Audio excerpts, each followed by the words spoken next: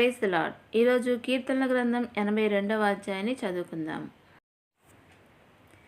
దేవుడు బలాఢ్యుల సమాజంలో నిలబడి ఉన్నాడు. ఆయన దేవుళ్ళ మధ్య తీర్పు తీర్చేవాడు. ఎన్నాళ్ళు మీరు అన్యాయంగా తీర్పు తీరుస్తారు?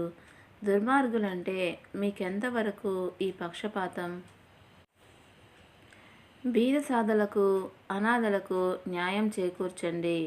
దీనదశలో అక్కరలో ఉన్నవారికి న్యాయం జరిగేలా చూడండి. బీదవారికి, దరిద్రులకు విడుదల కలిగించండి. దుర్మార్గుల చేతుల నుంచి వారిని తప్పించండి.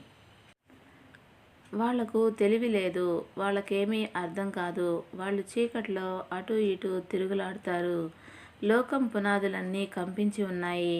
మీరు దేవుళ్ళు అని, మీరంతా సర్వాతీతుడి కుమారులని నేను గదా చెప్పాను.